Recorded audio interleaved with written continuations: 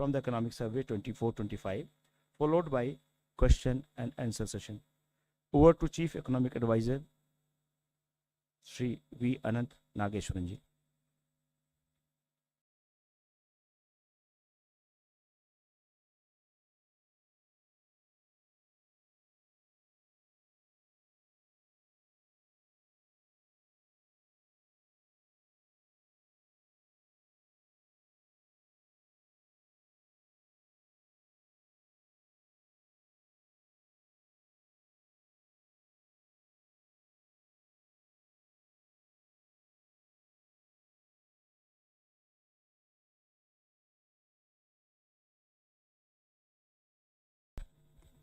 Thank you, and good afternoon, everybody.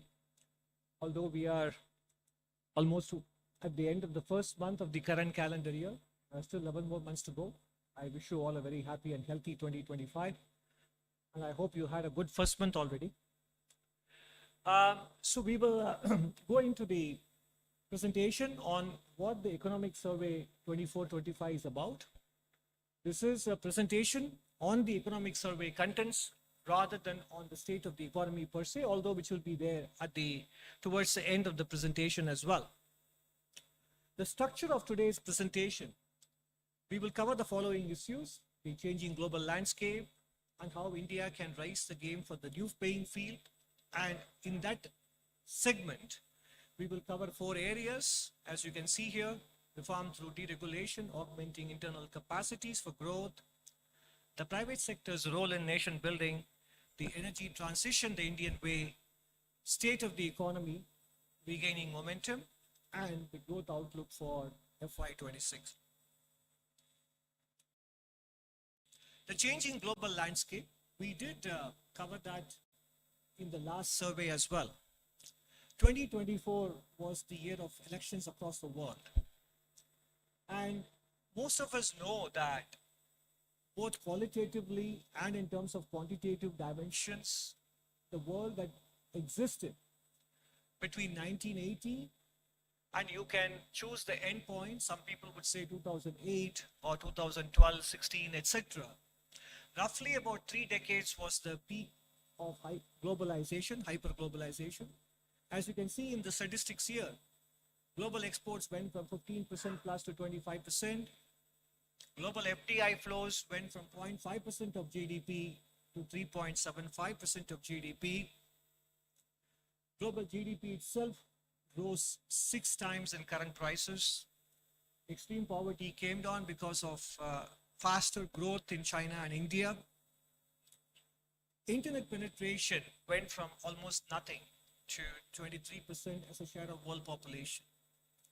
During this period, applied tariff rates across the world came down and the trade to GDP share went up. But clearly, you all know very well more than we do that this period has kind of ended. Even if we are not reversing very actively, we no longer are advancing along these dimensions.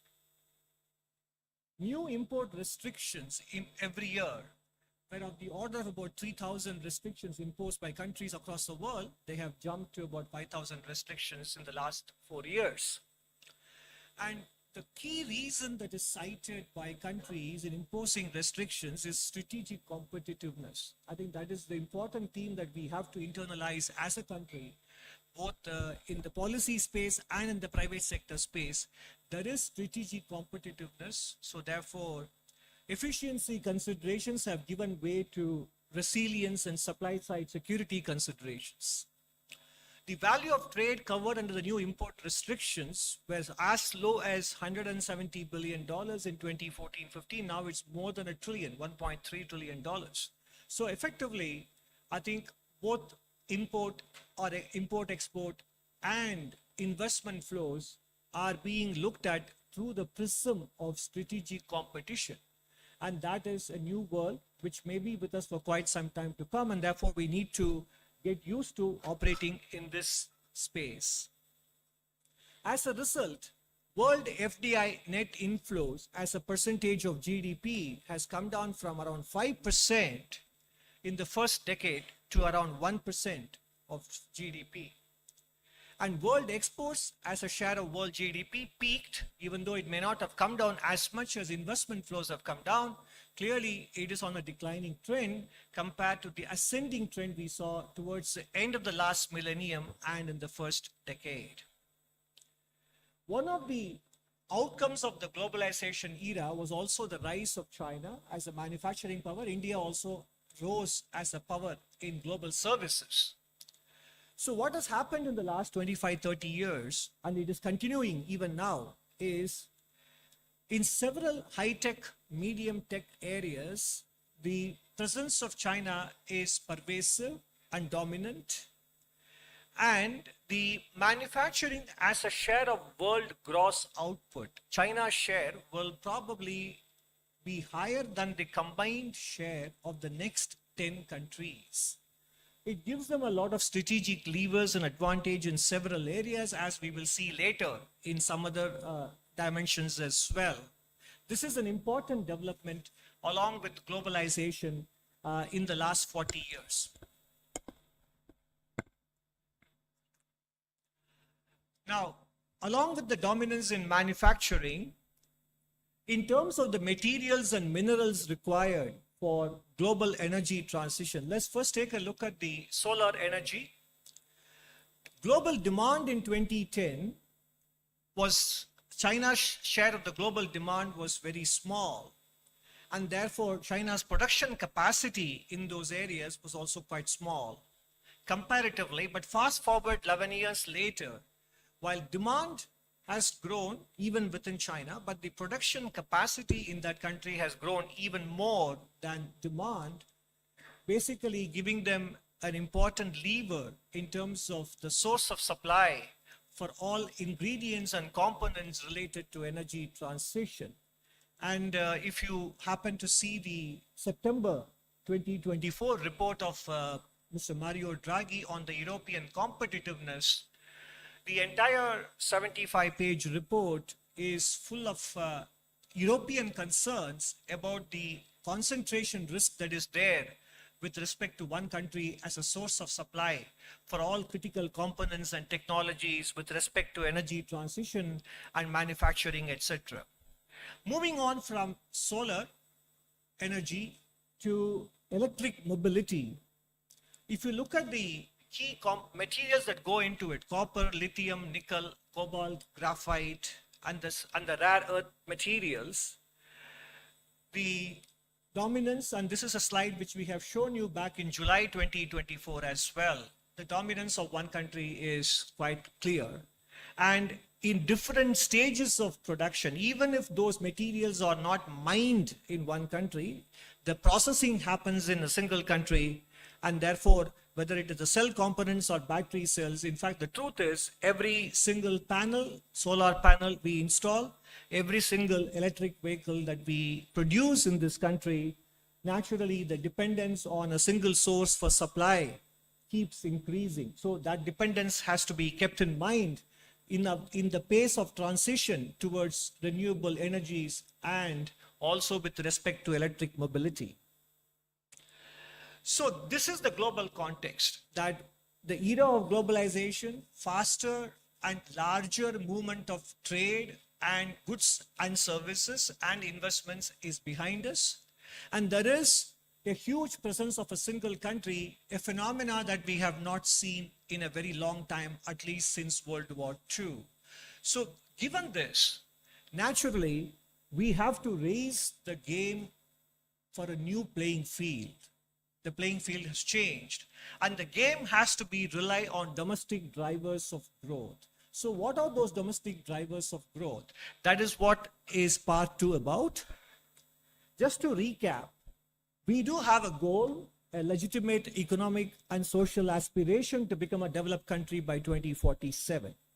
The last economic survey broke it down into multiple components, generating about 80 lakh jobs per year, increasing our share of manufacturing in GDP, plugging Indian businesses into global value chains, and creating a viable small, medium enterprise sector, which in the German language is called the Mittelstand. Because countries that basically became powerhouses in manufacturing had succeeded in creating a viable small medium enterprise sector. Therefore, our goal with respect to manufacturing is inextricably tied to the success of being able to raise the share of SME enterprises as well. Therefore, what is the action? The action is we have to raise our game on domestic growth. And how do we do that? There are 4 dimensions to it. One is deregulation for growth, augmenting internal capacities for growth, the role of the private sector in nation building, and doing energy transition the Indian way. First, we start with the deregulation for growth. Now, when we talk of deregulation, it is not even big ticket deregulation or dismantling of the licensing era, which happened in 1991 and pursued by governments over the last 30 plus years. We are talking about the nuts and bolts or the plumbing of deregulation, which particularly affect enterprises, be they in services or be they in manufacturing, which affect them in terms of the time and the resource bandwidth that they have. And these are related to local level rules, laws, and regulations. So this is the deregulation exercise, which will probably not be a news story in the front pages, but that kind of deregulation at the local and the state government level have to happen pervasively for us not only to boost MSMEs, to boost manufacturing, but also to lift the potential GDP growth in the country. And this applies in the areas of labor and even in the education sector as well. We'll share with you a few examples. These are the areas where I think the regulations that are there today affect the day-to-day activities of businesses that don't have the kind of bandwidth which large enterprises have. Whether it is in land, building and construction, utilities, logistics, and there are sector-specific deregulation areas, and you can see more of them in Chapter 5 and also across other chapters in the economic survey. In general, we are obviously in the presentation, I can't go into all the issues which are there in the chapter. Just to illustrate, compliance costs make it cheaper to run a 150 worker factory than one 300 worker factory, whereas it should be other way around. Regulations also disproportionately affect small businesses. If you look at the building restrictions, the setbacks to be allowed on all the 4 sides of a building, the floor area ratio restrictions, parking regulations, etc., take away much of the land available at the ground floor level for businesses. So actually manufacturing can start only from the first floor onwards in many small enterprises, both in urban and rural India, if they fully comply with the letter and spirit of these regulations. Naturally, that raises the fixed cost of doing business, and naturally, it also disincentivizes more hiring. So deregulation is not just about ease of doing business, it is a pathway to employment generation. And naturally, we also know that many states impose a high markup on electricity costs supplied to businesses compared to other non-businesses. And whereas in countries like Vietnam and Bangladesh, particularly in Vietnam, which we look up to, it is the other way around in terms of being our next important competitive country. They have the opposite problem, which is that the cost of electricity supplied to industries is on the lowest side there compared to what we have in India. And by the way, this is not just a theoretical exercise. We have done, and you will see more of it in Chapter 7, we looked at those states which have progressed a lot on business reform action plan, and lo and behold, those states have a much higher level of industrial activity. So there is a positive correlation between BRAP and the level of industrial activity that is there in these states. Moving on from industry to employment-related areas where deregulation can be pursued, in general, we do specify the number of hours workers can work daily and weekly. Every country has it. But the problem is we have restriction that this shall be adhered to week after week after week, whereas other countries give flexibility to the enterprises to be able to achieve this over a longer period, 3 months or 6 months. Your overall working hours cannot exceed this. But in a given week, there could be more or less work depending on demand surges. So that flexibility is missing. The same thing with respect to Factories Act on overtime working hours as well. The stipulated overtime hours are lower than competing nations, even though the overtime wages are higher in India on paper. The hours that people can be asked to work overtime is limited. And this is something that the workers and the management can negotiate between themselves, depending on order flows and so on and so forth. Moving on to higher education in particular, where I think market forces can play a much better role in ensuring quality outcomes. The University Grants Commission specifies minimum credits for various course categories and in what sequence as well. These aspects could be entrusted to the institutions themselves, and the institutions must remain free to remain must be free to remain flexible with their coursework. This will allow them to adapt to changing market demands, and we should basically trust the faculty and students to find solutions to these problems. These are all areas where we don't have to micromanage, and that is something this is just examples of deregulation we can undertake in industry, employment, and education. Moving on to part B of domestic drivers of growth, this is to continue to do the work we have been doing in the last 10 years on augmenting internal capacities for growth. And in July 2024, in agriculture, we devoted a lot of time in both chapter 5 on the medium-term outlook on how agriculture can be freed in terms of empowering farmers to be able to produce the maximum value and raise productivity. And we deliberately call it the sector of the future because there is enough scope to raise the contribution of agriculture by 0.75% to 1% in terms of GDP growth by empowering farmers, as we wrote in the last July survey. And there are examples which we have cited in this survey as well from different states, and also both in terms of land pooling and also in terms of irrigation potential, which we have done quite well in the last 8 years. The area under micro irrigation has gone up by 3 times, and that can actually be an important factor. So bringing more area under irrigation, land pooling, and giving farmers the freedom to sell wherever, whenever, to whomsoever, at whatever prices, while undertaking different intervention mechanisms to take care of the demand side. That is the right combination that can unlock up to 1% of incremental growth from the agriculture sector.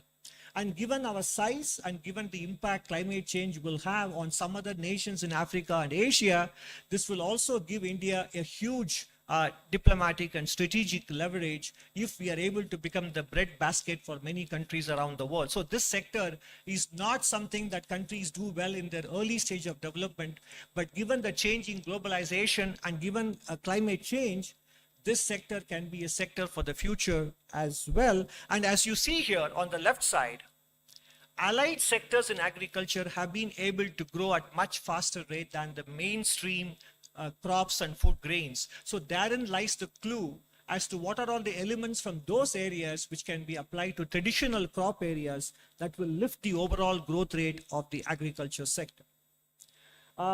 In terms of infrastructure development,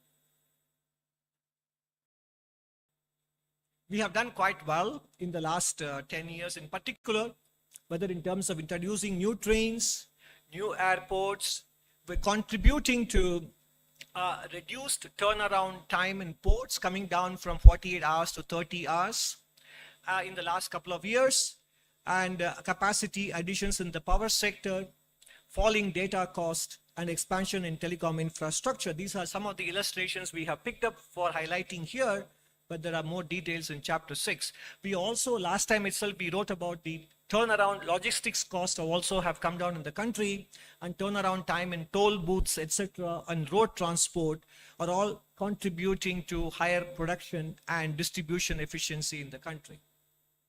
Particularly with respect to the urban India, cities declared open defecation free have gone from 15% to saturation coverage, and household latrines constructed, public toilets constructed, and waste processed as a percentage of waste generated. There is tangible and substantial progress in many of these dimensions.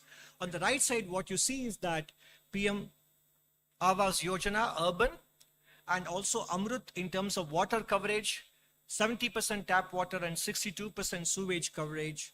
And also the expansion of metro rail system. The reason we put it up here is that public transportation has to play a much bigger role in our energy transition and energy demand going forward, much more than in fact private mobility solutions, including e-mobility. Public transportation holds the key, and that is why not only we have 1,000 kilometers operational, we have equally another 1,000 kilometers that are underway. So this will, if we can integrate the public transportation network, our carbon emissions and also cleaner air and road congestion, all these dimensions will be addressed by utilizing public transportation infrastructure more efficiently. In terms of rural economy, the Swachh Bharat mission, 11.8 crore toilets in villages. Mission Amrit Sarovar. Again, if you look at the chapter on in agriculture and in industry, we talk about the importance of rejuvenating water bodies in contributing to the entire community development rather than purely providing water sufficiency. The National Health Mission, Sansad Adarsh Gram Yojana, empowering members of parliament to adopt villages and contributing to village development. Jal Jeevan Mission, 12.2 crore households provided, and Pradhan Mantri Awas Yojana Grameen, 2.7 crore houses completed. Now, in terms of infrastructure, it is not enough to talk only about the physical infrastructure. We have done quite well with respect to at the general government level, not just the union government. The overall expenditure has gone up from 10.4 lakh crores across the country between center and states to 25.7 lakh crores on social services, primarily health, education, etc. And this is a growth rate of more than this is the multiple of about 2.5 times in the last 7 years. And in terms of the building blocks for better education, the foundational literacy and numeracy, central and state government initiatives are covered. One is the Nipun Bharat initiative, the mission to ensure that every child attains foundational literacy and numeracy by the end of grade 3 by 2026. Some of the specific examples are also covered in the economic survey. Initiatives and interventions in states like Bihar and Gujarat are also given adequate coverage in chapter 11 of the economic survey. Apart from that, we also highlighted several private sector not-for-profit initiatives in these dimensions, whether with respect to learning or social and emotional learning, which are not typically covered in classroom textbook learning. All the private sector initiatives or not-for-profit initiatives that can be replicated and scaled up, and specific state level initiatives that are working well, which can also be considered as possible models to be adopted elsewhere. We have covered them in great detail in chapter 11. The good news is that the proof of the pudding is there in the data. The latest annual state of education report for 2024, which Pratham brought out a couple of days ago, the proportion of standard 3 children in government schools who can read up to standard 2 has gone up from 16.3% to 23.4%. And in middle school, major improvements in basic reading and arithmetic seen in all grades, and the progress at the high school level, more than 75% can do basic digital tasks. And the same report also covers the availability of infrastructure that facilitates learning in the classroom in terms of midday meal being served, drinking water availability, usable toilets, and usable toilets for girls in particular as well. In all these areas, in the last 6 years, there has been noticeable improvement as well. Skilling initiatives found a prominent place in the last budget presented in July. And many of these initiatives, in fact, it looks as if I have to give you a specific glossary for this slide alone in terms of the number of abbreviations that are being used here. CTS stands for Craftsman Training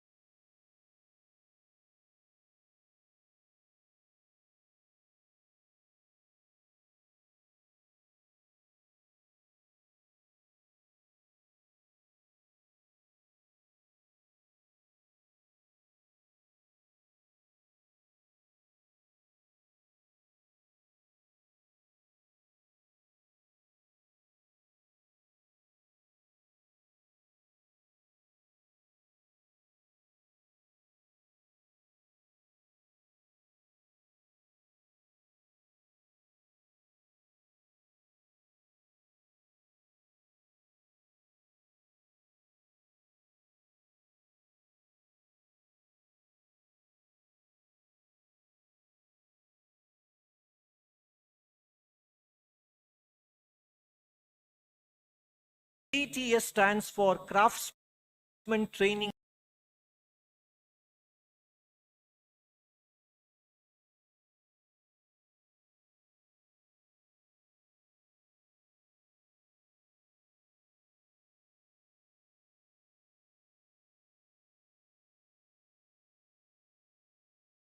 CTS stands for Craftsman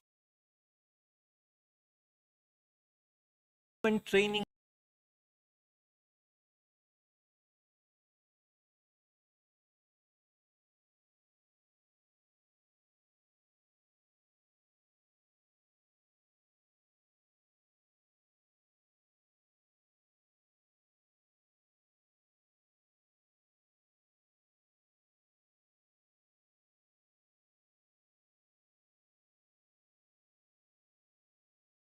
CTS stands for Craftsman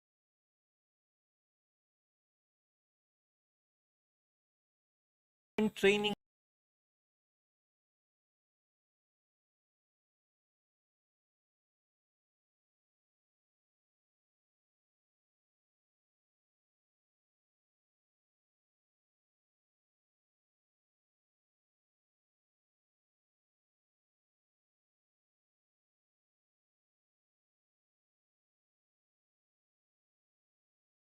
Lever or important ingredient of manufacturing.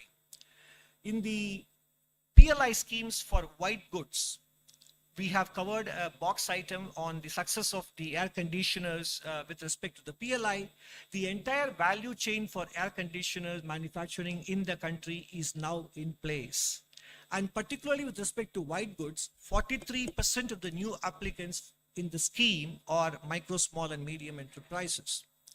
In terms of payment on time to micro businesses and small businesses, number of invoices financed on trades went up from 4.8 lakhs to 41.2 lakhs in FY24 the last 4 years. That is a nearly 8 times jump in the number of invoices financed through trades. And the amount financed on trades has also gone up from 11,000 crores to 1.4 lakh crores. And many of you are aware of the Section 43BH, which allows businesses to deduct payments only after they make the payment in the year in which they make the payment to micro, small, and medium enterprises rather than on an accrual basis. And MSME cluster development program has improved productivity by 10 to 15%. And in this regard, the survey also covers many initiatives taken by different states, from Gujarat to Madhya Pradesh to Rajasthan to Tamil Nadu, etc. We cover initiatives taken by several states for the growing MSME businesses and attracting new businesses, which can serve as inspiration for other states as well. Harnessing the power of women entrepreneurs with respect to credit access, skill development, marketing support, and specific support for women-owned enterprises in terms of reserving public sector procurement for women-owned enterprises. So basically the point is, in the first 2 sections of this, in domestic drivers, we have spoken about the importance of deregulation. We have spoken about the importance of continuing with various initiatives that we have looked at in the previous surveys in terms of boosting the productive potential. This is all from the policy space. From there, we move on to the role of the private sector, because naturally for a large economy, private sector plays a very big role. And in terms of the private sector, the specific asks are balanced deployment of capital and labor, curbing ultra-processed foods, fairer distribution of incomes, which is related to the balanced deployment of capital and labor, workplace importance to workplace safety, workplace culture and mental health, and thinking about supply and sourcing from a strategic perspective as well, investment in R&D. So these are all the dimensions in which the private sector can also raise the game for the new playing field that we are confronted with today. In terms of fairer distribution of incomes, a topic which we brought up last survey as well, if you look at the growth in profitability and the growth in employment expenses, which is a combination of hiring and compensation, there is a huge disparity between the two, which has been highlighted by several private sector players themselves in the last few months. And this happened even as Indian corporate sector profitability hit a 15-year high in March 2024. And some of you may have heard that when in the 1960s, when Henry Ford raised the minimum wages for his car workers, he said, otherwise, there will not be enough people to buy the cars the Ford Motors produces. So in some sense, raising wage and salary growth for workers is also a source for aggregate demand for businesses in the medium run as well. So it is both, it is enlightened self-interest rather than being seen only from a moral prism as well. And in terms of balanced deployment of capital and labor, the clear example is the use of artificial intelligence, and we have a special essay on this topic in chapter 13. In July 2024, we spoke about the energy demand management in a special essay on dealing with climate change. This time, the special essay is on the impact of artificial intelligence on employment generation and in general on labor. Deployment of artificial intelligence presents both opportunities and challenges. Past technology revolutions in general, sometimes we all feel that technology eventually generates more jobs than it displaces. That is true. But the key word is eventually. What happens between now and eventually is critical. And that is where I think we need to create supporting institutions, enabling institutions, to train them, to prepare them, and academic curriculums have to change, workplace practices have to change, etc. So therefore, technological transitions have not been painless in the past, particularly during the previous 3 industrial revolutions in the Western world, and we need to learn from them, and that is what this chapter covers. And the private sector therefore needs to weigh the benefits of artificial intelligence against the social cost, which may be subterranean in nature and which may surface over a longer period, eventually affecting the environment that is necessary for running businesses smoothly. And therefore, the chapter argues for a careful deployment optimized over a long horizon. This will augment labor and will deliver broad-based social benefits. Of course, one of the considerations, if I may say, in a lighter vein, when we wrote this chapter was whether the chapter would become outdated by the time it goes to print, given the kind of fast changes happening in the artificial intelligence space. But the issues that are discussed here is not with respect to the technological developments per se, but also whether the potential and the threat the technology poses for augmenting labor or displacing labor. Those issues are discussed in chapter 13. And where else a private sector can contribute? Compared to several countries, when it comes to R&D spend, 50% of it happens from the government and only 41% happens from business enterprises. Even higher education, academic institutions only contribute 9% compared to other countries. I think this is one area where I think the private sector and people like Mr. Naushad Forbes, etc., have actually written about it. The funding of R&D in India is predominantly from government entities, and it is not for lack of incentives. Specifically, box item 7 in chapter 7 covers the various incentives that the government of India offers in comparison to peer countries, and they are definitely comparable. And R&D in India is primarily driven by business enterprises in many other economies, and whatever R&D happens in the private sector in India is not only low, but is also sectorally concentrated, and that is one area of improvement. Ultra processed foods. It is a 2.5 lakh crore business built on hyper palatability of food items. Misleading advertisements, celebrity endorsements, and missing and obscure labeling on packages targeting consumer behavior.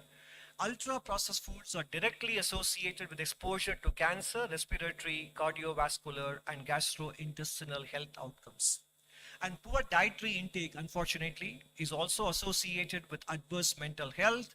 And most UPF brands target children and adolescents. Therefore, we need to arrive at a quick resolution on the issue pertaining to front of the pack labeling, which has been, happening in fits and starts in this country. And this is not just purely about consumer information and fair disclosure. It has got long-term implications for realizing our demographic dividend and productivity of our youth.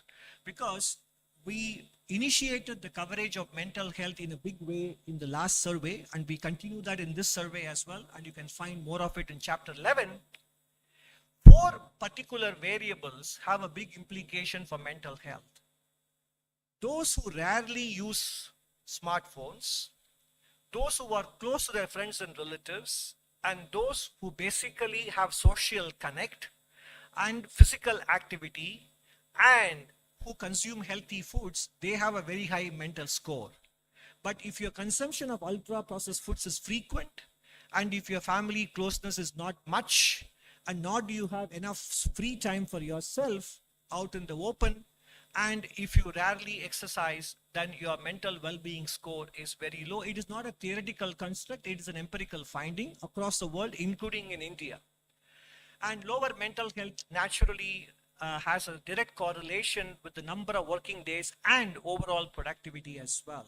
So in general, workplace culture, private sector's attitude towards ultra processed foods, prioritizing medium term over short term, all these considerations will eventually determine whether India's wanted demographic dividend actually materializes or not. And I think this is a very important issue. Rather than, apart from skilling and education, etc., this is not widely discussed, and we feel this is an important area where private sector can contribute a lot. Energy transition the Indian way, which is the topic in the chapter on climate change and adaptation. A well-known French economist, John Pisani-Ferry, in the context of Europe, wrote that there is an impossible trinity of net zero. That is, policy cannot be at the same time fiscally sustainable and the economy is competitive without giving up on net zero ambitions. And that is what we call it, the impossible trinity of net zero. On the right side, between fiscal sustainability, net zero goals, and competitiveness of the economy at any given point in time, only two are possible. If you want to pursue net zero and be competitive also in the global economic space, then there has to be a lot of subsidization that has to happen. If you want to be fiscally sustainable, on the other hand, and also be economically competitive, Europe is realizing that net zero goals will become that much more challenging to pursue. Again, the Mario Draghi report on competitiveness has a lot to say on this with respect to Europe, and it applies to developing countries like ours as well. At the same time, if you want to pursue net zero, at the same time be fiscally prudent, then competitiveness will take a big hit as well, because energy costs will go up significantly, as has happened in Europe between pre-COVID and post-COVID. So the net result is that the trade-offs in climate mitigation is such that these days countries are realizing that we need to spend a lot of effort and resources on adaptation. The theme of the chapter on climate this time is how do we maximize our adaptation efforts, adaptation funding, as opposed to focusing on emission mitigation. India's energy transition, therefore, needs to have a multifaceted approach. It cannot be only about renewable energy, and renewable should be expanded to include transition fuels like natural gas, and also, more importantly, nuclear power as well. And coal will continue to remain the mainstay, even as we are making far better progress than many other countries on nationally determined contributions. In fact, India's use of coal has not come in the way of India making much better progress on NDCs compared to Western nations. These considerations are discussed in great detail in the chapter on climate, and also in chapter 5 as well. In terms of financing, much of the flows today are concentrated on emission mitigation, but critically important given the fact that the greenhouse gases already in the atmosphere will anyway cause global warming and damage to countries' environment. Countries need to generate more adaptation financing. In fact, the Nobel laureate Thomas Schelling very clearly said, if per capita income growth in the next 40 years compares with the 40 years just before that, vulnerability to climate change should diminish and the resources available for adaptation should be greater. I say this not to minimize concern about climate change, but to anticipate whether developing countries should make sacrifices in their development to minimize the emission of gases that may change the climate to their disadvantage. Their best defense against climate change may be their own continued development. Basically, the point is, economic growth and development generates the resources to be able to deal with energy transition and climate change. And therefore, if we have to continue to grow, while making energy transition, prioritization should be on adaptation. And apart from the strategic considerations I mentioned earlier in terms of ensuring that we are not affected by the single source concentration risk that many countries, including India, are exposed to. And as we wrote in the last economic survey in chapter 13, the power of collective action, small changes, big impact, has to be also kept in mind. The lifestyle for environment movement, small individual actions, impact of lifestyle changes. A 13% change in global population behavior can reduce carbon emissions. For example, having the thermostat at 26 degrees or 27 degrees and having a small fan circulation will keep the room cool than keeping the thermostat at 20 degrees in summer, for example. Food waste reduction. Finishing food on a plate can save 90 kilograms of food waste per person annually, cutting down carbon emission and food loss. Carpooling and public transportation, which I alluded to earlier, can cut down transport sector emissions. Carpooling can save 380 million liters of fuel daily in India by reducing nearly 8 lakh rides per day. And public transportation, in terms of integrated solutions, is much better than focusing on tailpipe emissions through e-mobility, which also has a strategic angle to it.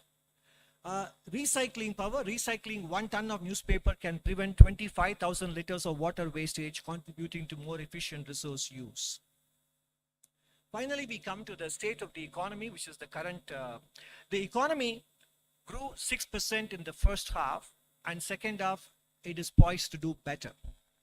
Growth remains close to decadal averages, especially if you look at agricultural sector, gross value added, industry. They all have grown better than the average over the entire period between FY15 and FY24 in FY25. Services sector is almost there, but overall the point is that the pandemic effects have completely now been erased from the trend growth estimates. And you can see that in the different components of expenditure-based GDP. Gross fixed capital formation has improved from 28.2% to more than 30%. And consumption share, private consumption share has gone up from 58.7% to 61.8%. And government expenditure has come down, in fact, from 10.8 to 10.3% compared to FY18. And export share also has gone up from 18.8 in FY18 to an estimated 21.5% in FY25. So basically, compared to the pre-pandemic shares of GDP, there is a good contribution or a better contribution coming from exports and gross fixed capital formation and private consumption as well. And this is what I mentioned in the previous slide. If you look at the overall GVA on the top left, it has caught up with the trend growth, pre-pandemic trend. Agriculture has been above pre-pandemic trend, partly because of the growth in allied services, which I showed you earlier, which is a high single-digit growth rates. And industry has now just popped its head above the pre-pandemic trend, bottom left. And with respect to the overall services sector, again, we have caught up with the pre-pandemic trend as well.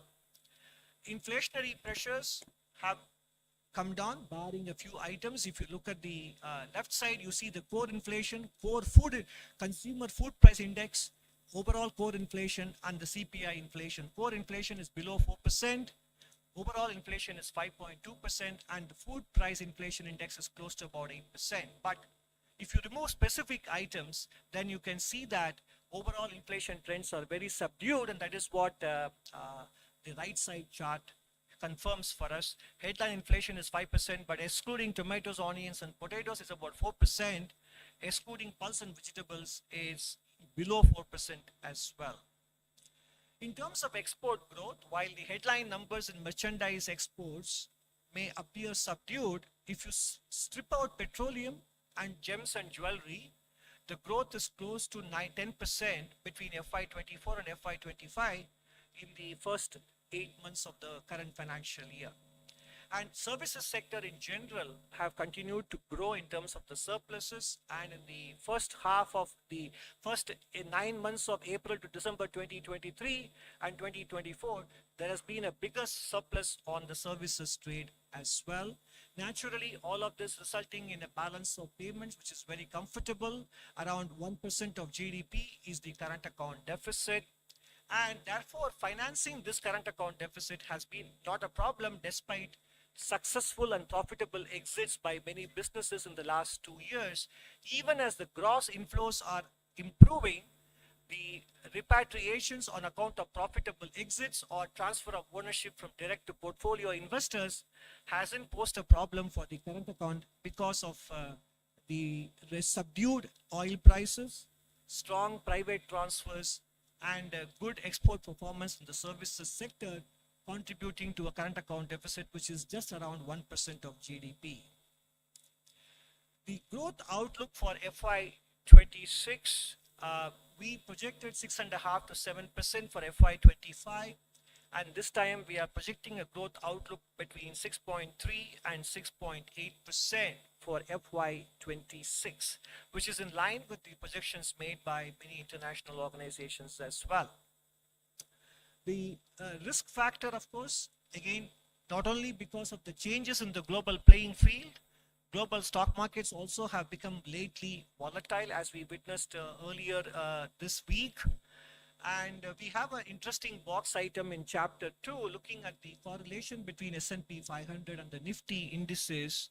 Whenever in the last 24 years since the millennium began, whenever the S&P 500 corrected, what was the impact on Indian stocks and vice versa. So that is a factor that we need to keep in mind, because the massive growth in retail participation in the Indian stock market is definitely a good thing.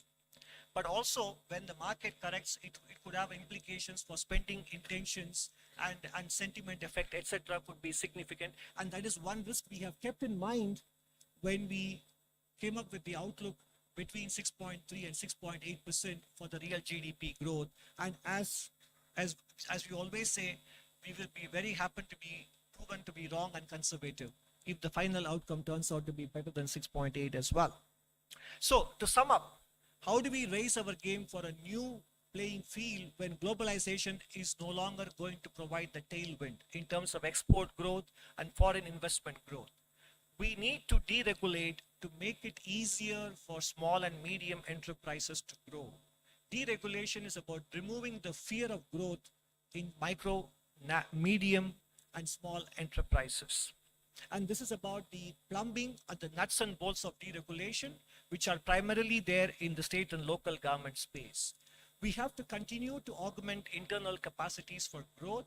Particularly, agriculture sector has a potential to contribute up to 1% to GDP growth. Private sector can do its part in terms of lifting the spending on R&D, in terms of striking a better balance between capital and labor share in their businesses, in terms of marketing of ultra-processed foods, and taking mental health seriously as well. With respect to energy transition, considerations of financing, considerations of supply chain concentration risk, etc. means that we need to focus on public transportation and adaptation as an important strategy rather than emission mitigation, in relatively speaking. Business as usual across all sectors, academia, private sector, governments, etc. Business as usual carries the risk of growth stagnation. Thank you very much.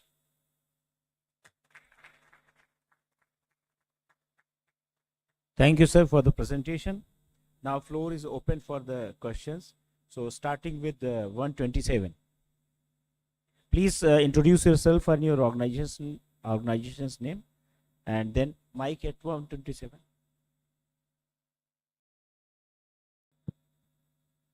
Hi, sir. Good evening.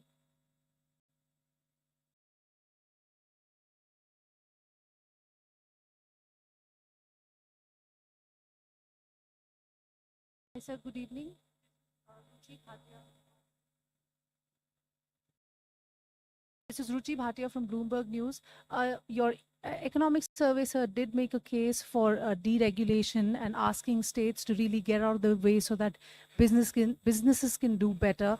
I just want to understand from you, what can the federal government really do to nudge or prod states to get out of the way, to be able to deregulate in a more extensive way? I think more than the federal government nudging them, the successes of states that have done deregulation more than others, which is what the chart on the progress in Business Reform Action Plan, BRAP, and level of industrial activity, that should in and of itself be a sufficient motivation. 4.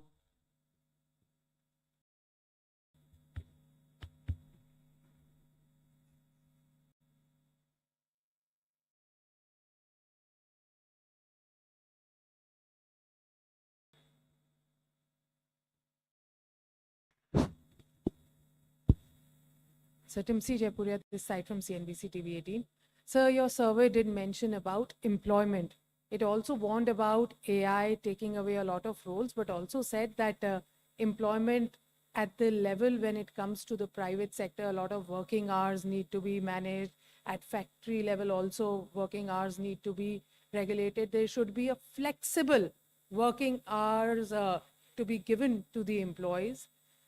What is it that the government has in its mind for the private sector on employment, be it generation of employment, be it the working hours, or as you made a case for salaries, wages to be enhanced? You gave a very clear example of Force Motor saying that if salaries increase, only then people can buy the cars that Force Motors is manufacturing. So given all of this, what is your view or what government can do on the employment side? Again, what the government can do was already demonstrated in the July budget of last year, when the government announced multiple schemes to incentivize labor augmentation in businesses, both in manufacturing, non-manufacturing, new jobs, adding to existing payrolls, etc., by defraying some of the contributions to EPFO, announcing the corporate internship scheme. So what the government can or should do was extensively mentioned, and even policy actions taken in the last budget of July 2024. And of course, the government can continue to take policy actions as it has been doing with respect to PLI schemes on labor-intensive sectors. And also in terms of the deregulation action, that is the government's, not just the union government, but the state governments and local governments' contribution to employment generation, is by reducing the fixed cost of doing business so that firms can raise the variable cost by hiring more people. Beyond that, I think not everything needs a policy tweak or a policy intervention. Some of it is in the natural self-interest of businesses to be able to find this balance. And that is why I gave the example of Mr. Henry Ford.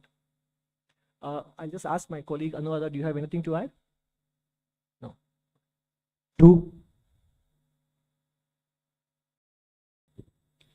Dr. Nageswaran Karishma, this side from Business Today. The previous economic survey had mentioned about the China Plus One strategy and how India could draw dual benefit out of it. But this one does not explicitly mention it. Does this indicate a change of stance of the government, or the strategy is still a part of it? There is nothing. This time we're speaking about the importance of importance to be given to domestic growth drivers, building domestic supply chain resilience, which is the same as what has been the thought process behind the Atmanirbhar Bharata, China Plus One, etc. So this is the continuation of the same theme. 122. Sir, मैं लक्ष्मण हूँ CNBC आवाज से। छोटे छोटे दो सवाल हैं। एक तो आपने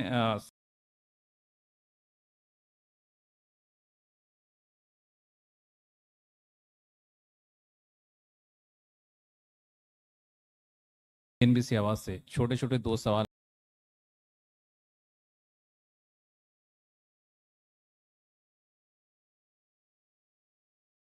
CNBC आवाज से छोटे छोटे दो सवाल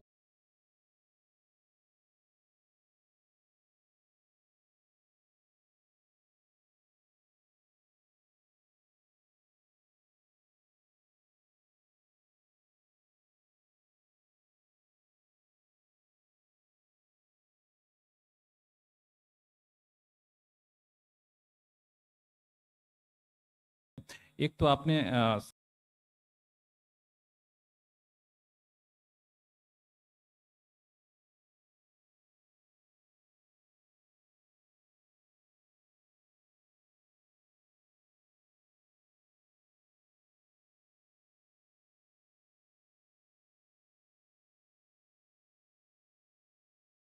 एनबीसी आवाज से छोटे छोटे दो सवाल हैं। एक तो आपने